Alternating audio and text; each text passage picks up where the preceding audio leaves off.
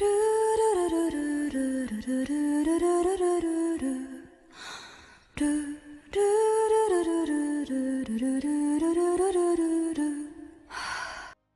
Mage Chapter 132.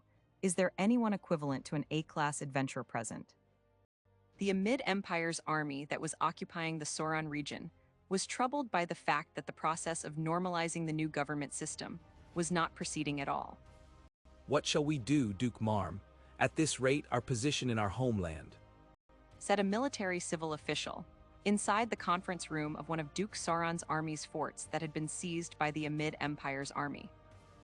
A vein surfaced on the forehead of a middle-aged man whose hairline had receded to the top of his head. Damn it, I don't need you telling me to know that. He shouted hysterically, pounding his fist against the thick, round table. He was Duke Marm, the cousin of the Amid Empire's current emperor, Marshixarl. Duke Marm had assumed the position of supreme commander of the Amid Empire forces, occupying the Sauron Duchy in the spring of this year. The political measures for occupation hadn't progressed for multiple years after the Sauron Duchy was occupied, and Duke Marm, the head of the Marm family of dukes that possessed a sacred bloodline, being connected to the imperial family of the Champion Bellwood, took this position in high spirits, thinking that he would make the political measures progress rapidly. However, he had come to the end of his rope soon after taking up this new post. All of the improvements and political measures that Duke Marm and his retainers could come up with had already been tried by his predecessors. And this had led to the current situation. Even when they were exempted from paying taxes in full for a period of time, or the infrastructure to maintain the highways were put in place, the people of the Sauron region would not yield to the Amid Empire. No matter how much time passed, they referred to the Amid Empire's army as the occupying army, supported the resistance behind the scenes despite not showing any signs of rebellion on the surface, and they were waiting for the return of Duke Sauron's children, who had fled to the Orbomm Kingdom. The political measure of discriminating against Vida's races like beast people and titans, which were completely normal in the Empire, would not be applied for a long time due to the orders of Emperor Marshixarl, and this had not caused any problems, at least on the surface.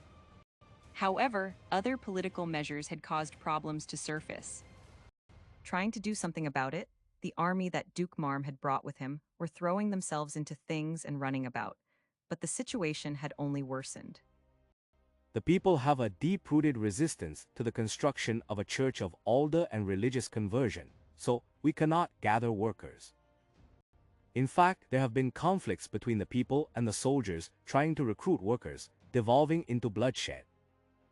The national religion of the Amid Empire, the faith that placed Alda, the god of law and fate, at the highest position, commonly known as the Alda religion. The political measure of converting the people of the Vida religion, which had flourished in the Sauron region, had not progressed at all. Again, it may be overbearing, but if you gather a dozen more armed soldiers, the commoners won't riot so easily. You should have received permission from His Excellency, the Duke, and you should have enough soldiers gathered. So why are you not doing this? Asked the Grand Chamberlain of the Marm family of dukes. No, that is, the first ones to act violently were the soldiers, the ones that belonged to Duke Marm's army. The civil official said. What, are you saying that those who belong to the Duke's army conducted such behavior? The Grand Chamberlain shouted, seemingly having understood the situation now. The pale-faced civil official continued his report. Something about a beast person child falling into a puddle of water, sending mud flying onto one of the soldier's shoes. When he tried to discipline the child's parents apparently interfered, and the blood rose to the soldier's head and he drew his sword. He punished the father on the spot before the other soldiers could stop him. So that was the cause of the rebellion. Has the Grand Chamberlain not taught the soldiers that they do not have the right to punish civilians? Asked a man who seemed to be the civil official's superior, covering for the civil official. Silence, it has not been long since those soldiers were recruited, and it is you civil officials who simply look at the numbers, say that there are not enough soldiers, and then ask us to send more. The Grand Chamberlain shouted. We did indeed request for more soldiers, but it is supposed to be the work of you military officers to decide who to actually dispatch. The civil official's superior shouted back. Silence, are there any other reports? Duke Marm bellowed. Why, yes, the reconstruction of the fort in the Scylla territory has been delayed. According to preliminary estimates, if we can have 5 Earth attribute mages and a team of military engineers dispatched, the delay could be reduced to the end of autumn, but... Another civil official reported. You bastard, didn't you say at the start of summer that the delay could be reduced to the end of summer? We've dispatched the valuable, skilled individuals among our mages, so what is the meaning of this? The Grand Chamberlain demanded. I'm terribly sorry. The gathering of materials and workers is not going well, so the construction work is not progressing. Damn, are there any other reports? The Duke shouted, saliva flying from his mouth. The pale-faced civil officials delivered their reports one by one. Complaints from the Adventurers Guild, as well as petitions from every guild, the mercenaries, merchants, and mages, had stacked up like a mountain. On top of that, the military officers reported things such as a lack of progress in the reformation of the resistance extermination squads that had been annihilated in spring, as well as increasing numbers of soldiers in the occupying army becoming unable to move due to illness, though they were not seriously ill. As only half a year had passed since Duke Marm took up this post, these problems were not entirely the responsibility of him and his retainers. All of these are due to the Resistance's achievements. No, interference, thought Baron Quoko Ragdu as he moistened his throat with black tea at a seat at the end of the conference hall, watching the Duke's face growing darker and darker, as if it was completely unrelated to him. The Amid Empire's misgovernment of the Sauron Duchy had begun when they allowed 2 influential resistance organizations to form. The Sauron Liberation Front that was led by the liberating Princess Knight, and the reborn Sauron Duchy army that was led by Duke Sauron's son, Raymond Paris. The 2 resistance organizations had become a source of hope to the local populace that the Amid Empire's army had tried to force to become accustomed to everyday life under occupation. This had maintained their desire to rebel against the Empire. Due to this, the Amid Empire's army had become unable to hire the local populace as workers to become new guards or build new forts and other military installations. They had hired commoners after applying numerous checks, but members of the reborn Sauron Duchy army had a high rate of success in infiltrating the workforce and had continued to cause incidents to occur. One might think that these problems could be solved if workers and necessary military personnel were brought from the Mergshield nation, whose national borders were close to the Amid Empire mainland, but this was no simple matter. Rebels existed in both the Amid Empire's vassal nations, including the Mergshield nation and the Amid Empire mainland itself. If they were to group up with the resistance, even the mainland's public order could become unstable. Even if this weren't the case, the Mergshield nation still hadn't reorganized its army after it had lost much of its military strength in the expedition to the Boundary Mountain Range 3 years ago. As for workers, bringing them from the Empire or its vassal nations would be a poor move as well. First of all, this would plainly come with high labor costs. Alda, the god of the Empire's national religion, taught that those who work should be given appropriate rewards. Workers' wages could not be unjustly lowered. And the workers of the occupied nation would think that their work had been stolen from them, causing an accumulation of discontent among the Sauron Duchy's commoners and the Workers' Guild. In the worst-case scenario, the new workers could clash with the commoners, leading to a riot. Even if things did not progress that far, doing this would create more openings for the resistance to take advantage of. Due to these various reasons, the national border on the Mergshield nation's side had been blockaded with travel back and forth across the border being heavily regulated, but this had caused delays in the transportation of goods. The duchies of the Orbaum Kingdom had originally been independent before the founding of the kingdom, so they had become able to function independently to some extent. But not everything was available in abundant amounts. Discontent was growing among the traders of the Commerce Guild that had been trading and making a profit because of this. It wasn't only those who were involved in trading, because people could no longer travel back and forth to other places. The mercenaries of the Mercenaries Guild, who normally traveled between battlefields like migratory birds, had become unable to earn a living. The mages of the Mages Guild now had difficulties obtaining materials needed for their research. The higher-ranking mages that the occupying army had deemed to be dangerous were already under surveillance, and research considered taboo by the Alda religion had been forbidden as well, so this was just adding oil to the flames.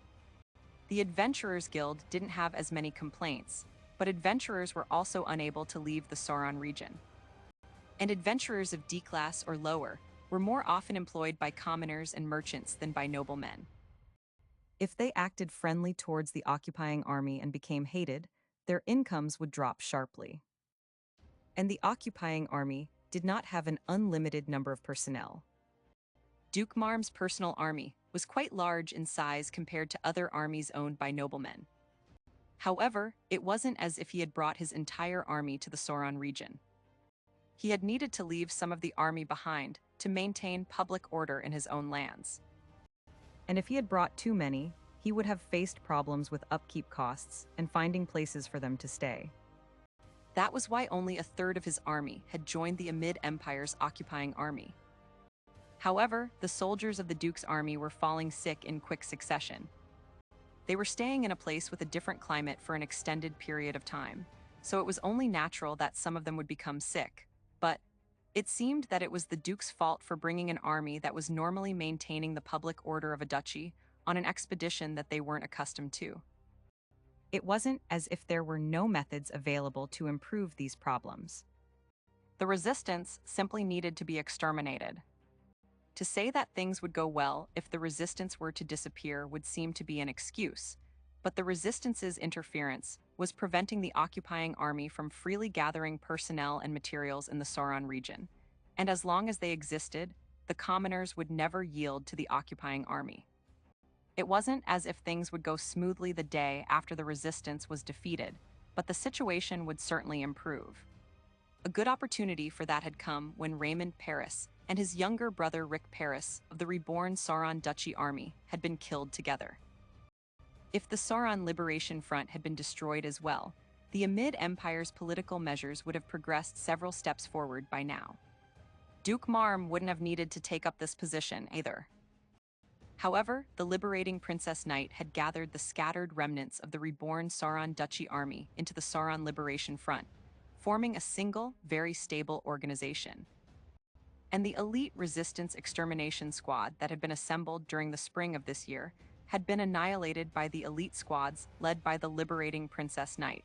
So the chances of the occupying army being able to exterminate the resistance were slim now.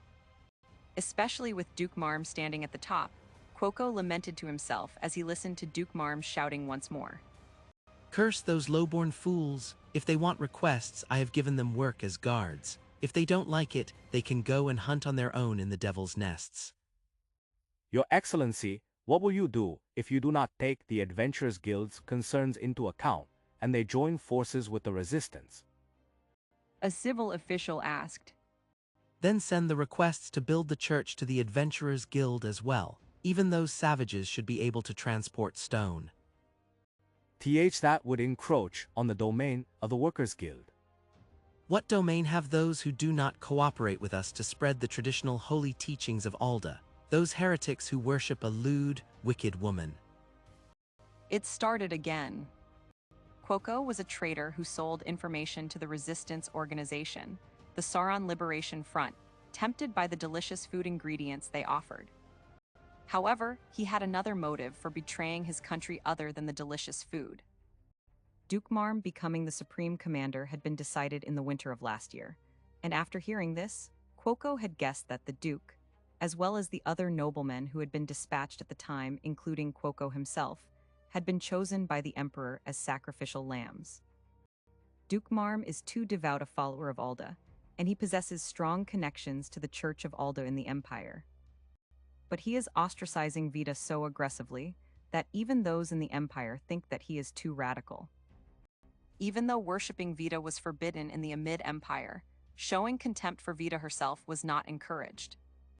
Vita had made the mistake of distorting the world's order by using monsters to give birth to grotesque races. But even so, she was a goddess who had created the world with Alda and the others, and she had fought against the Demon King. In other words, for many Alda believers, Vita was a prisoner that deserved to be punished for her mistakes, and once she had atoned, she would one day return to her place as the goddess who ruled over the life attribute. Despite that, Duke Marm denounced Vita as a lewd and wicked woman.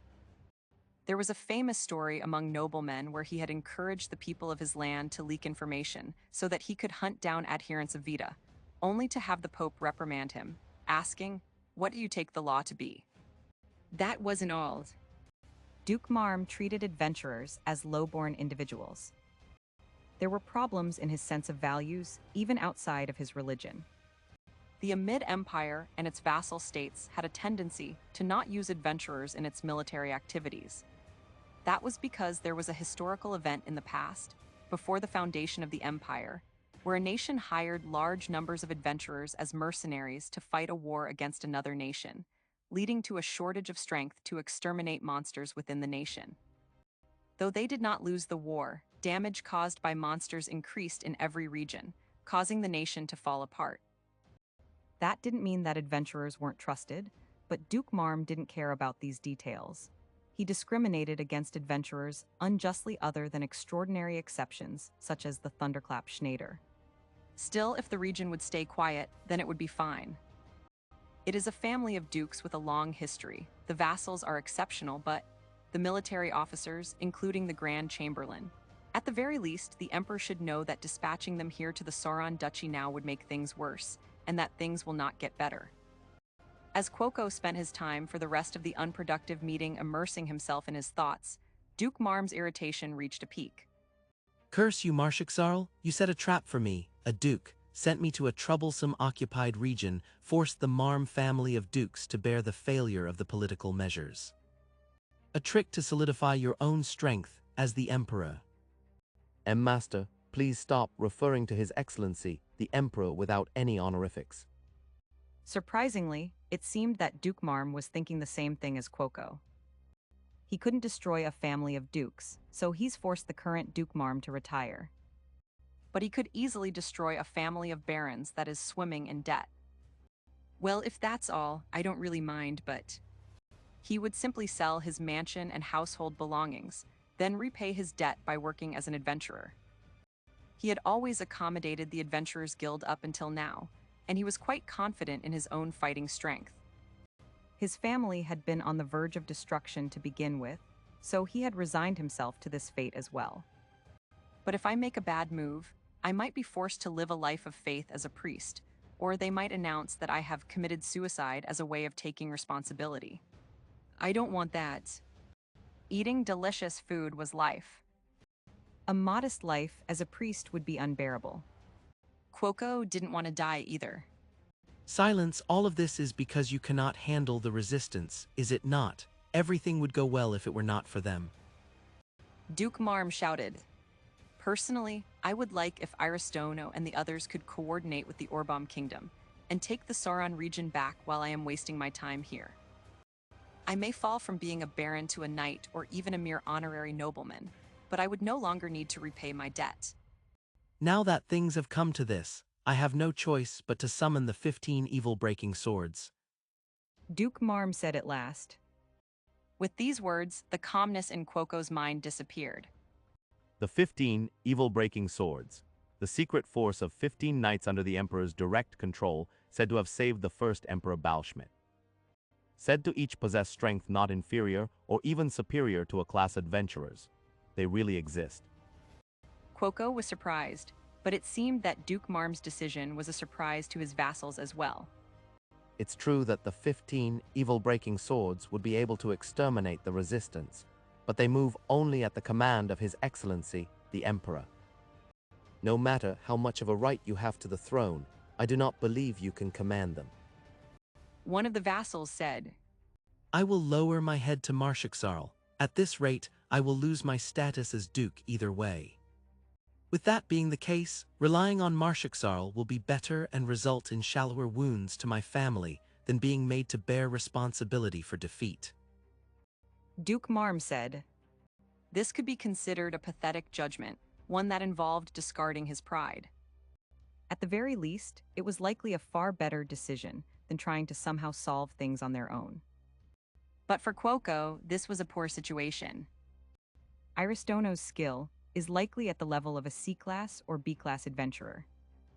Considering her age, her ability is astounding, but she will not be able to overcome the 15 evil-breaking swords. There is no way that the Resistance organization has any members equivalent to an A-class adventurer. At this rate, I will be unable to acquire that Ent syrup again, Cuoco shrieked to himself internally. Meanwhile, Vandalyu and the others were on the move, heading for the Arachne settlement. Gizania's settlement was apparently 3 days' walk from the marshlands. One might think that this wasn't such a great distance, but it was 3 days' walk at an Arachne's pace.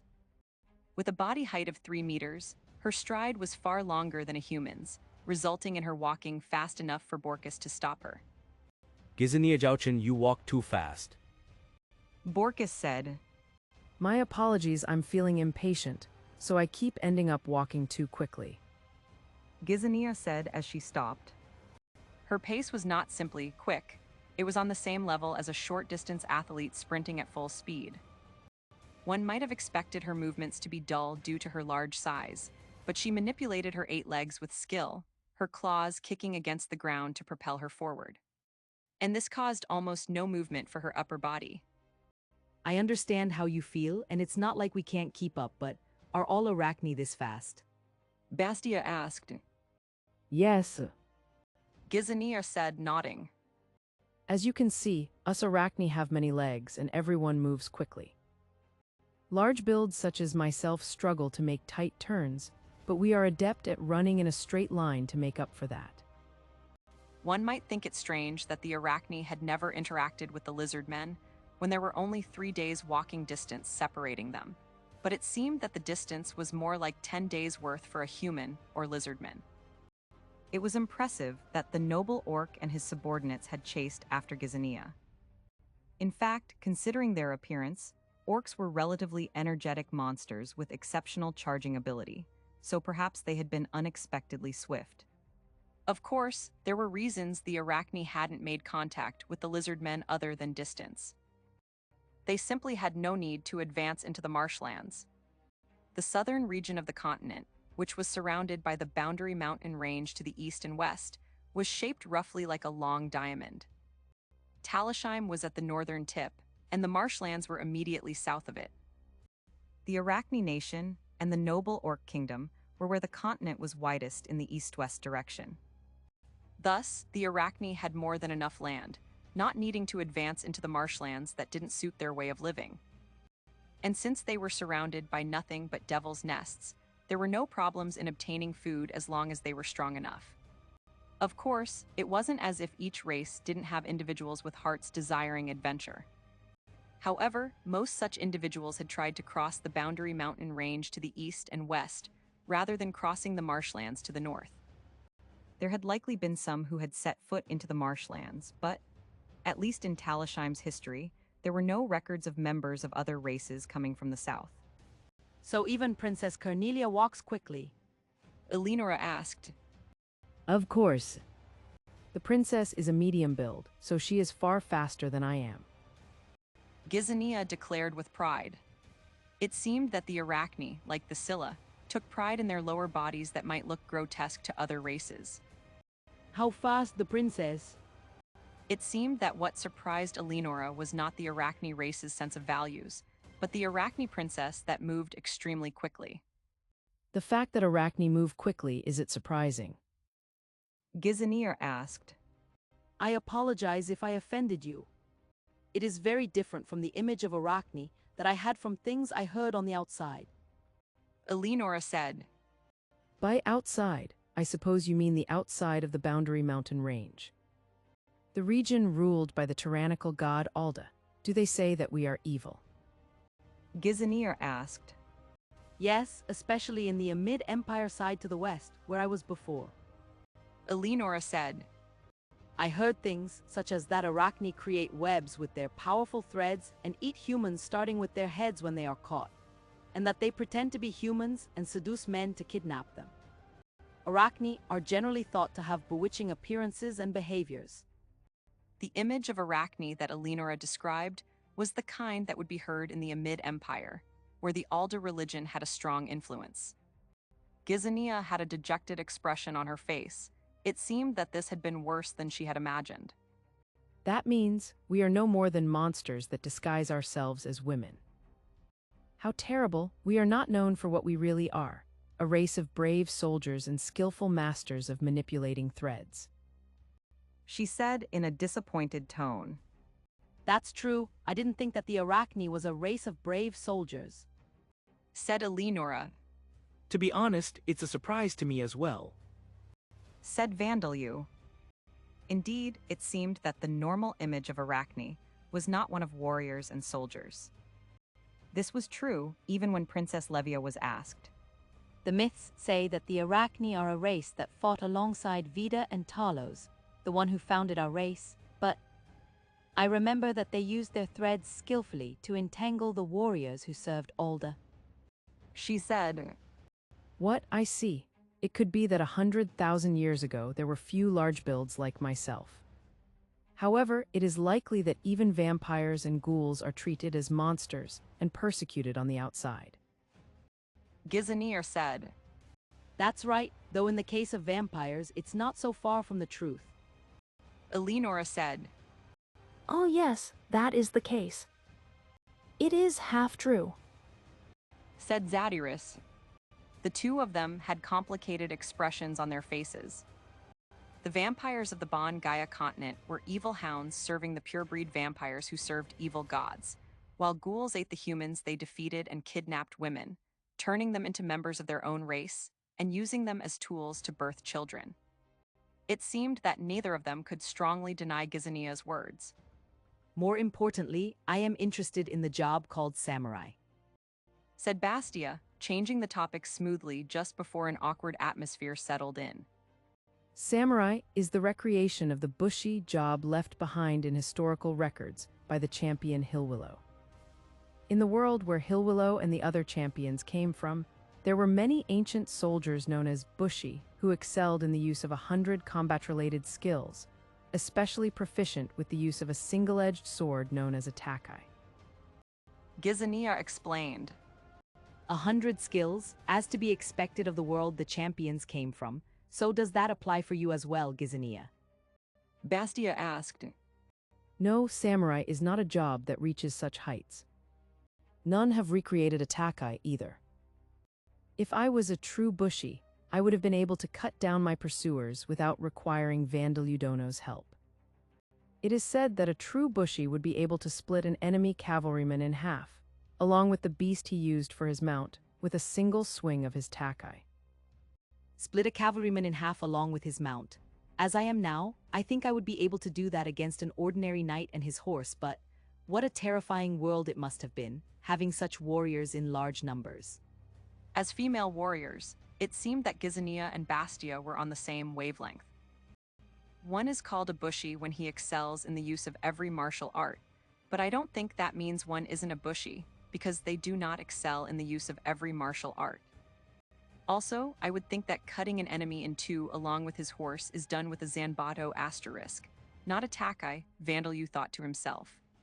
And so, the party exchanged information as they proceeded for 5 days through the terrain where thickets, forests, and grassy plains lay side by side in a checker-like pattern, defeating the monsters that sometimes attacked them. And then, the party arrived at the nation in which the Arachne race lived.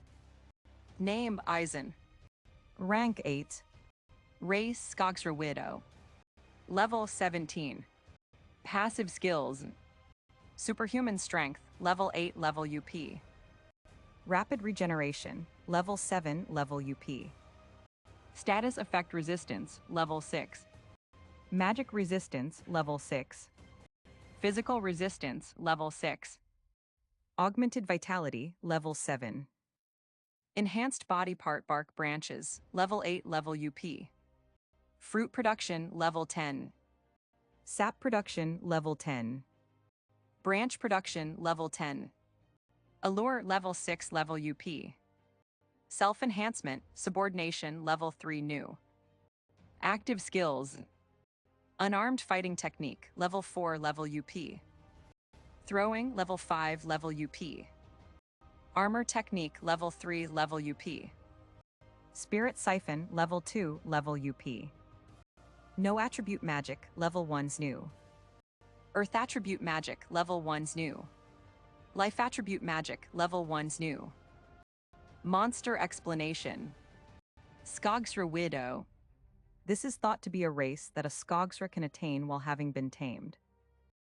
Though the details are unclear, it seems that the Ent syrup purified from this monster's sap has a rich taste that ordinary Ent syrup cannot compare to.